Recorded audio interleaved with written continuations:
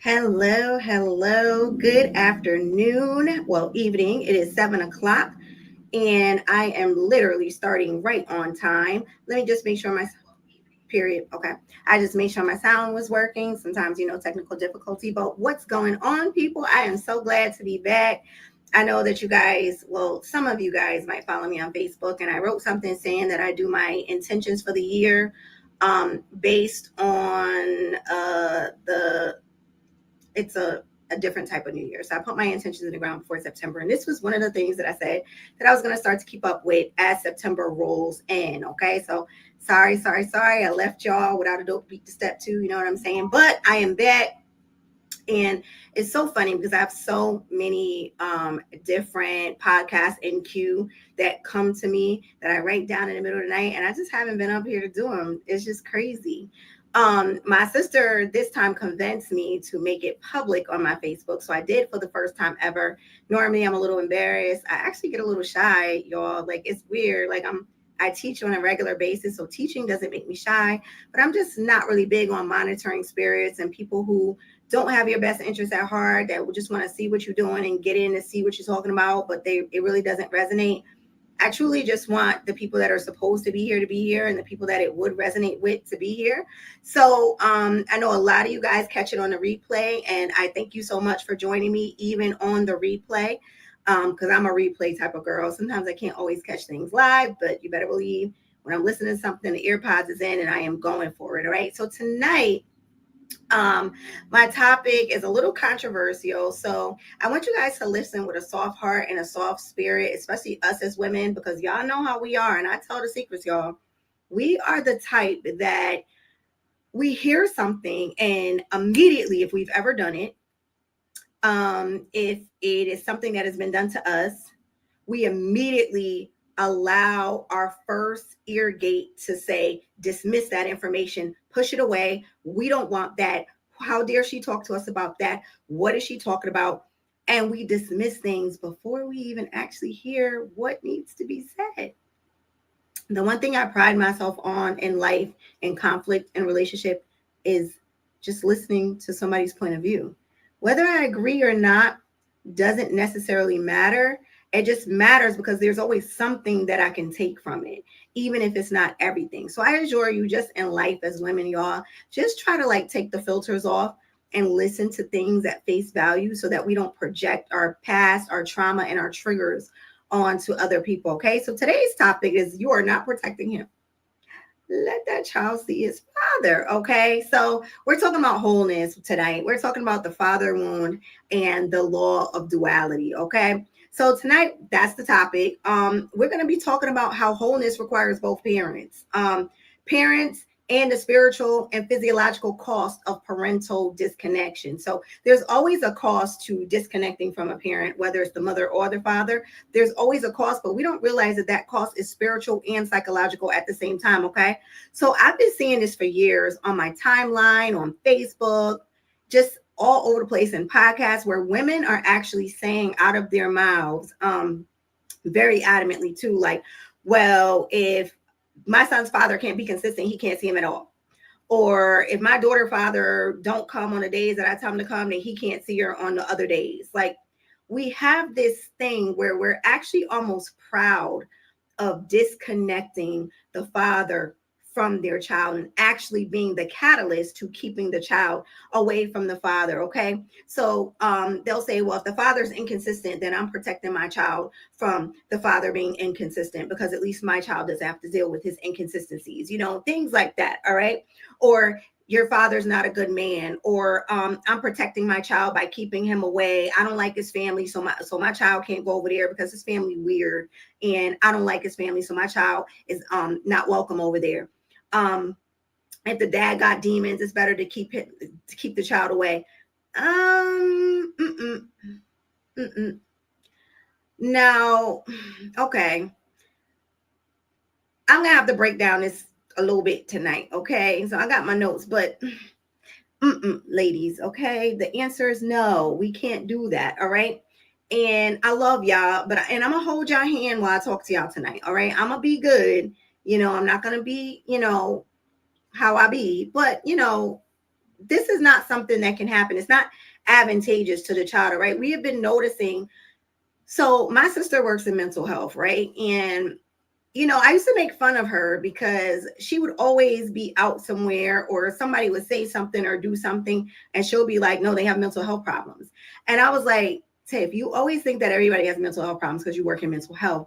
But as I'm getting older and older and seeing more and more, I am realizing that a lot of us do have mental health issues. Like, there is something off, a little off mentally. Now, I'm not saying that there's one normal or one abnormal, but what I am saying is there are a lot of traumas and triggers and residual pain that is in people's lives that are coming out, like spewing out on an everyday basis. And you can almost hear it when it happens. Me being a teacher and director of a cosmetology school, I hear it and see it all the time. And I can tell when it's pain coming out versus truth coming out. All right.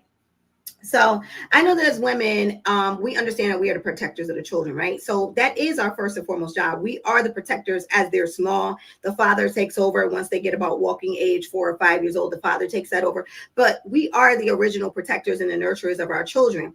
But sometimes, for lack of information and spiritual wisdom, because we got to have a little bit of both, may I add, we end up making things worse and not better. Okay. Our intentions may be good, but that doesn't necessarily make it the best decision to go with moving forward. So now, please disregard this segment if you feel like your child is in danger. And it's actually sad that I got a prerequisite with that. Okay. All right. So if your child is in danger, and when I say danger, I mean imminent danger. Okay. Not like I don't like his father attitude. I'm talking about imminent danger, drug dealer, drive-bys, shootings, doing drive-bys with your baby in a car, okay, maybe like even an actual abuser, SA, something like that. Not just because you don't like how he deals with people or you feel like his dad is an a-hole, okay? We're not talking about that. Y'all, I'm sorry, something's in my eye. It's crazy, and I hate when this happens. I think like a feather got in it. Okay, better. So, all right. So if your child is in imminent danger, now it sucks that I have to say these things first, because here's another thing that we as women do, and I need y'all to clock it. Okay.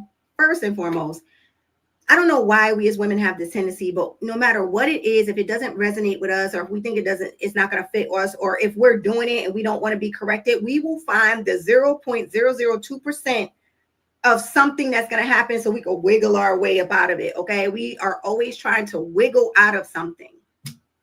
If you were in the very minority percent of a child being abused and you being abused and him abusing both of y'all, by all means, I'm not talking to you guys, right? But we're not going to talk about what if he getting abused? Because if that's not you, then that's not what we're talking about. The woman that is getting abused needs a whole nother video, a whole nother podcast on a whole nother day, and she needs legal help. Okay, so we're not talking about that, all right? So let's start with this. A child is made of both mother and father. We all know that, but it's biologically, energetically, and spiritually. We are not just our parents' DNA. We are energetically them, and we are also spiritually them. So when we withhold access to one parent outside of safety concerns, y'all, we are not just severing a relationship. We are denying them access to half of their origin story. This is who they are, and we're denying them access to it. So in the name of protection, many of us are unintentionally preventing our children from understanding their full identity, who they are as people. As you grow up and you deal with a lot of people, you begin to realize that a lot of people struggle with identity crises and who they are as people. All right. So there was something I was thinking about, and this was a long time ago, probably a couple months ago, that as a mother, no matter what inconsistencies the father has, right, or his temperament, or his attitude, or how he relates to people, no matter what those inconsistencies are, you shouldn't withhold the child for things like that, because the child needs to know what capacities that they may have a tendency to operate in as well. You understand what I'm saying? Like, if the child is both people, they have the capacity to be a little bit of both, all right? So a child needs to see the good, the bad, the ugly, the indifferent of both parents so that they have a full picture of who they are and what they may have a tendency to operate in. DNA holds more than blood, y'all. It holds your destiny. It holds who you are, your purpose in life. You are made of these two people for such a time as this. Like, you were made on purpose. There is no accidents here. All right. So our children's DNA carries not just the physical attributes, but it also has the parent's spiritual. Oh, sorry, I'm getting to the comments, y'all. It also has the parent's spiritual and energetic dynamics into it too. It has the blueprints, the energy blueprints. It has the spirituality in it. It has the patterns and the possibilities of what the child has the capability to be. So when a child is cut off from one parent, they are left to fill in the blanks about themselves. Okay. It creates an identity fragmentation. And what that looks like is I don't know who I am. Internal conflict with who they are, how they act in certain situations. Certain things rise up and they're like, where did that even come from? Low self-worth. Just, my parent left. I don't know where they were. I don't know where they are. Which, again, this is a disclaimer. This is not, I am not talking to the woman whose father left. The father of the child left. I am talking to the mother who is deciding, making a conscious decision to keep the child away from the father. Totally different, okay? In the name of protection, because that's what I'm talking about here. Like, to protect the child, you're keeping them away from the father. So that's not what we want to do, okay? It manifests as projecting pain into the relationships that they're in moving forward, even all the way up into adulthood. Over identifying with one side of themselves. I know someone who the father was gone. Father tried to come back into their life when they were an adult, and they want no parts of the father, but they over identify with one side of the family, meaning like they're actually it's a weird tethering, almost like a codependency with that side of the family. And there was an option to get to know the other side, but it kind of happened too late. So that always happens too, also can happen too, in over identifying with one side of the family. So here's the myth, and I'm not going to be long tonight, y'all. Many mothers withhold the father under the guise of protection, but sometimes that's needed if the child is in a physically abusive situation, a parent is struggling with addiction, or once again, danger. But I ain't come up here to lie to y'all today, y'all, okay? Sometimes it's just emotional punishments disguised as protection or spiritual care. It's basically like, the father left, he don't love me the way he used to. I don't like that for me, and I'm not going to like that for you. The father only wants to see you once a month, so if it's not on my terms, he can't see you. I don't want him hurting my child. My child is going to be upset with his inconsistencies. The child is going to be fine. Okay. We all grow up. We end up really realizing what things are. And even as adults, when we turn into adults, we realize that we have more empathy and compassion on our parents once we become adults, because we're like, damn, this is what they had to go through. This is hard. Like, this stuff ain't easy. So we actually have a little bit more compassion on them growing up. So sometimes we get annoyed at watching them love the child freely, or the child love them freely in a way that they don't love us anymore. Sometimes it's literally that petty and that vindictive. Hopefully that is not anybody up here. I know that in this group, we are like more evolved. We are more loving women. We are here to learn and grow. So, but if you have a friend of a friend of a friend of a friend of a friend, please send her to this podcast, okay? On another date and another time. So we get upset that he only desires a relationship with the child and not with us. And that could cause a little bit of resentment, which causes us to have to relive the pain of the breakup. One. Two, it causes us to be a little resentful and jealous of the relationship. And three, sometimes it causes us to desire that relationship. And rather than us wanting any of that, we just decide to disclose it, close it all off altogether. Okay. Now, I know that women watching this, they don't want to resonate with this, or that this could be a part of what they're doing. But if it's twinging or tingling even a little bit on the inside, or you want to be like, well, that's not my situation. I mean, I just said he couldn't come over because he only come once every 2 months, and my son was crying, and I'm still talking to you. Okay. All right.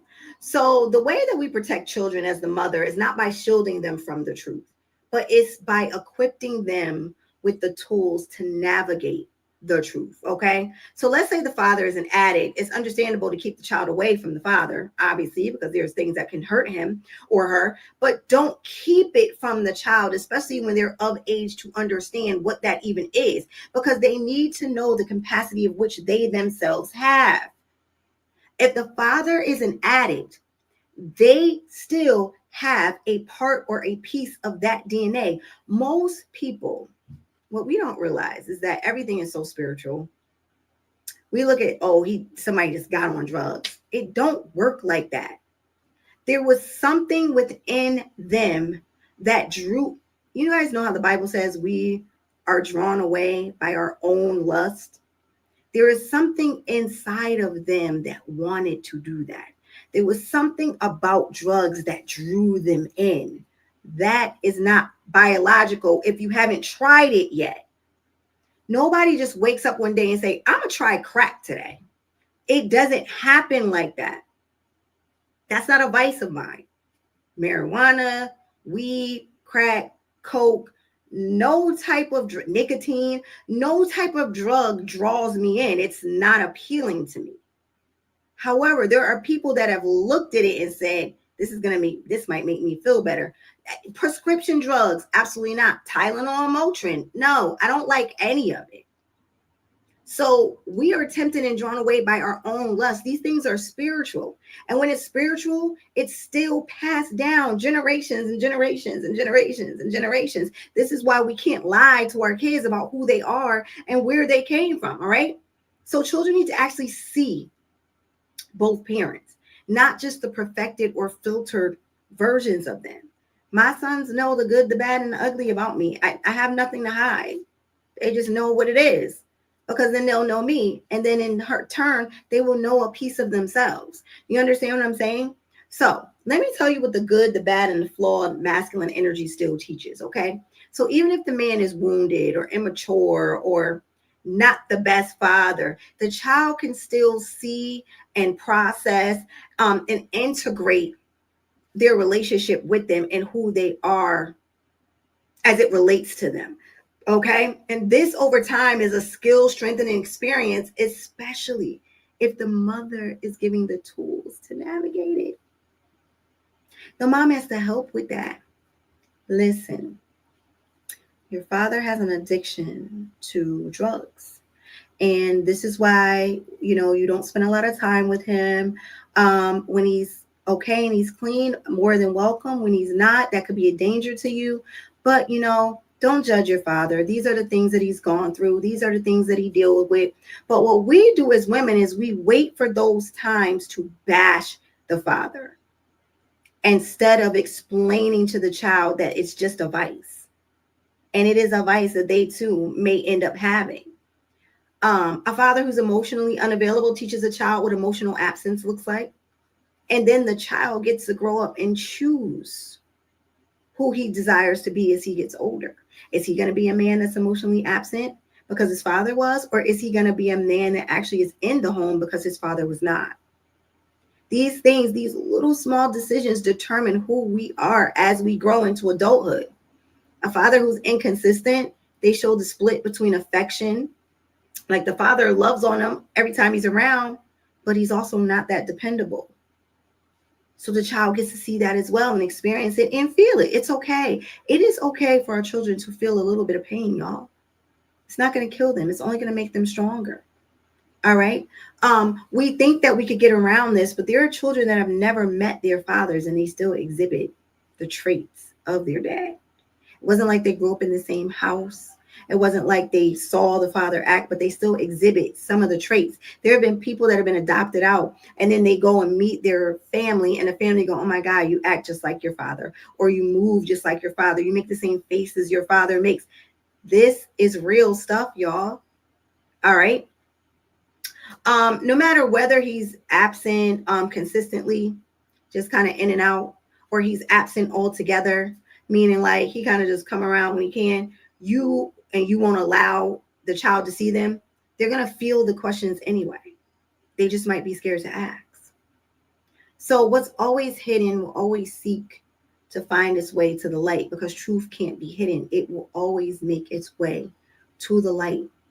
So us keeping them away from the Father because of flaws doesn't always make the most sense, because the child is going to find out anyway. And sometimes they'll find out when it's too late, when they're already dealing with it, when they've already are dealing with the repercussions of acting how their father acted, or acting how even their mother acted. This can go both ways. Like, I'm not just talking about, I haven't really seen as many cases of a father saying a kid can't see his mom, but I have seen a lot of cases where the mom is purposely keeping the child away from the father. You know how back in the day, older people had skeletons in their closet, and they would wait until years and years and years later, and then the skeletons will all fall out the closet. You find out that great grandma such and such had a baby by the milkman, and then the child that was in the house wasn't even the father's.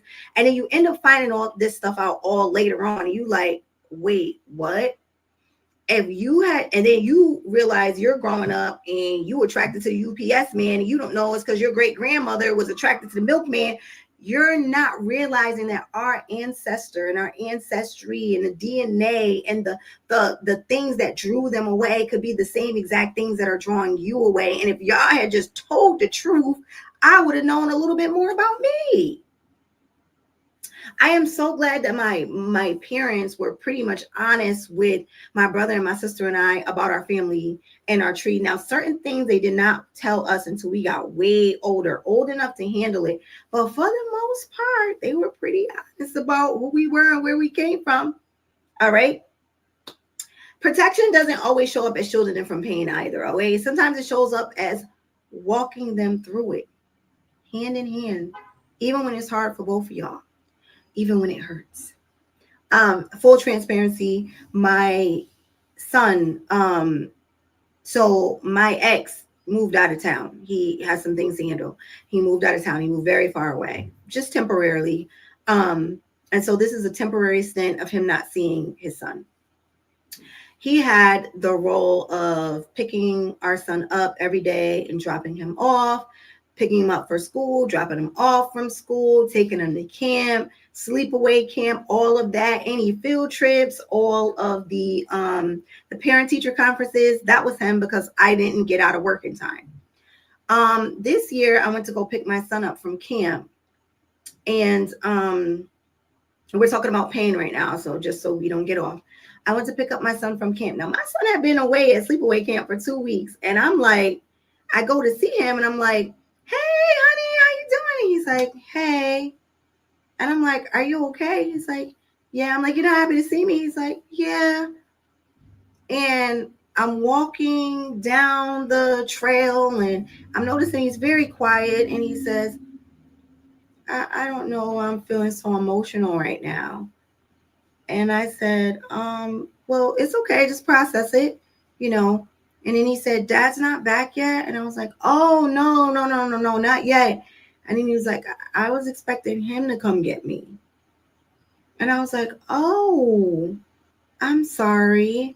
And he just bursted into tears. He was so sad. And now in that moment, I didn't know exactly what to say, but I was just like, well, your dad has some things he needs to handle. Certain times he may have to leave for a little while and come back. I was like, that there's some people that go to the army and their fathers are gone for 3-4 months, a year at a time, and then they come back. It's okay, but you'll get through it. If you miss him, just call him. I'll text him, call him. I'll have him call you. It's fine. You're going to be okay. Now, I could have taken that opportunity as the mom and as the woman and as the person with the influence in my son's life to bash his father and be like, yeah, well, see, this is what I mean. Because if you was important to him, then he would have been here when. No. Listen, I got tools for you. I got tools to help you feel better in this. And that's exactly what I'm going to do. I'm not going to allow you to just feel the pain for no reason. But at day's end, there is a lighten. We can lighten this version of pain up just a little bit by giving a different example. You understand? So a child that never sees their father, they kind of build like a fantasy version of their father. They build like a fake version of who their father is. And that's not good. So then what ends up happening, which is where our mental health stuff stems in from, is where they might say, if he were here, he would love me better. Fantasy version. You don't know if that's true.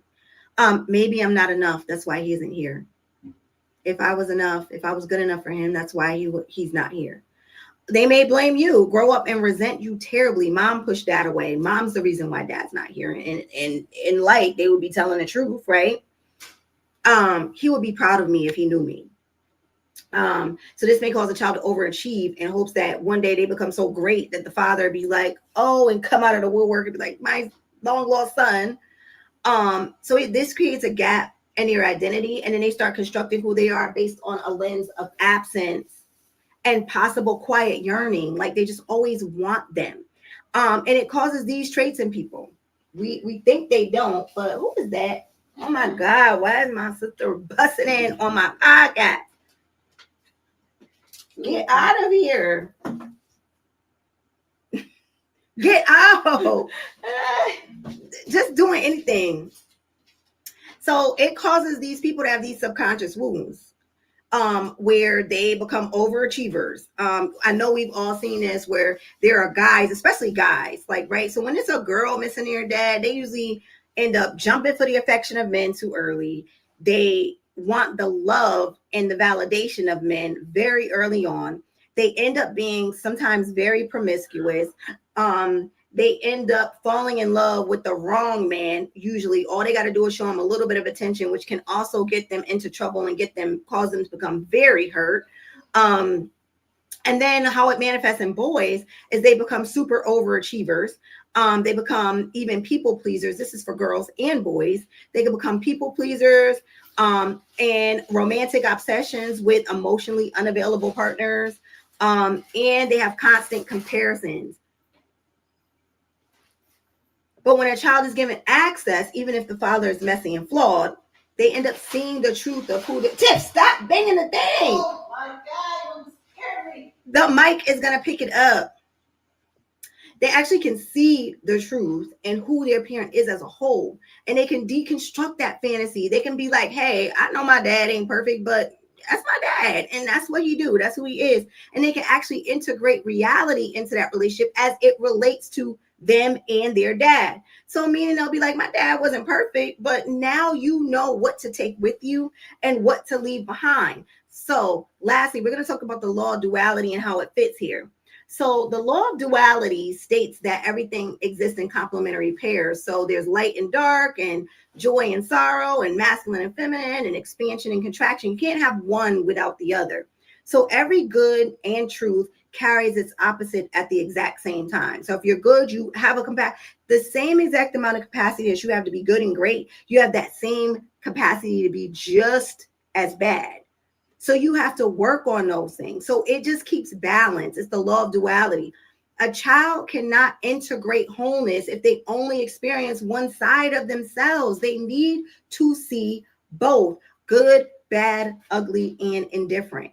So keeping them away from the dad is not helping them, okay?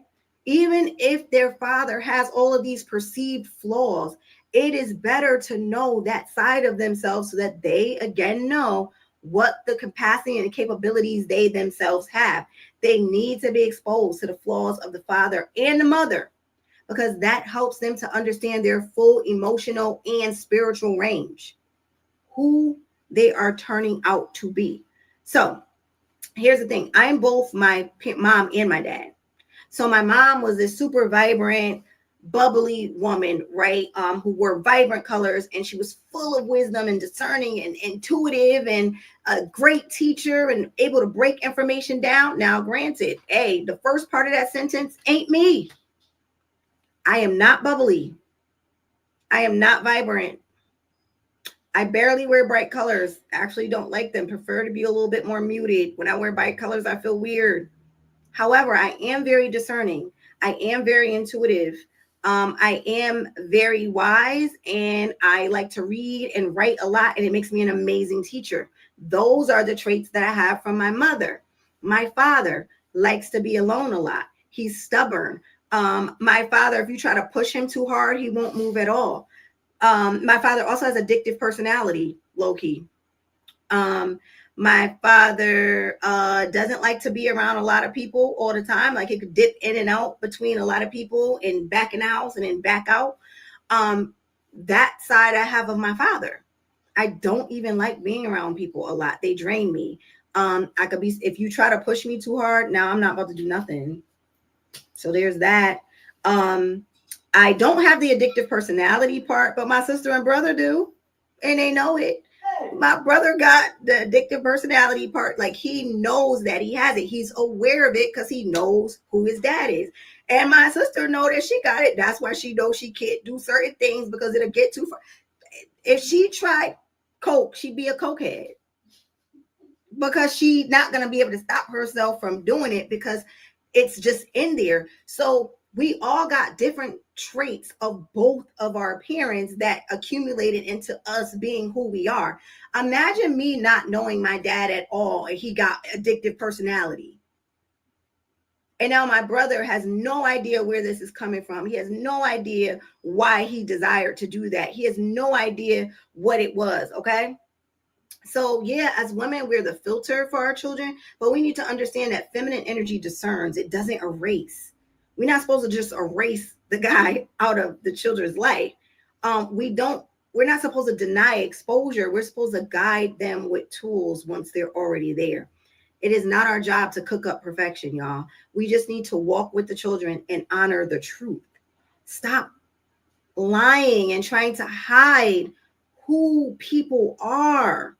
That's why our society is so messed up now, because we always lying, always just trying to, I'm protecting them so that they don't see the bad. This world got bad in it.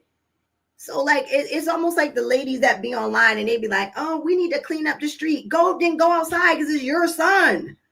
Like we're always pointing the finger and never just being truthful about what's actually going on in our households and in our lives. I have so learned that transparency is what helps. Telling the truth is what helps. You will never catch me in a lie at this big grown age at this point, because what is the point? If my child asks where his father is, I'm telling the truth. If my older sons ask what happened between me and their father, I told the truth. I didn't lie. So now they have no reason to say, well, my dad acts like this and my mom acts. They know who both of us are, and they know our flaws and they know our traits. The other day I was outside during the black moon burning my the things I wanted to release. My son came outside and said, what are you doing out here? I said, I am burning the things I want to release under the black moon. He laughed and said, all right, I'm gonna let you get back to it. They know I'm weird. It's just a part of what it is. I'm not gonna try to hide who I am, and I'm not gonna try to hide who their father is as well. Okay. My mother used to have this saying. She used to always say, my father was a Rolling Stone. Wherever he laid his hat was his home. And my grandfather cheated on my grandmother mad times. Okay. Like a million times. So she finally left him and remarried. And my mother knew her father though. She used to always say my father was a Rolling Stone. Like, stop with mad people. So she saw the truth in her father and mother's relationship. And I think that helped her to become who she ended up being, because it was not hidden from her.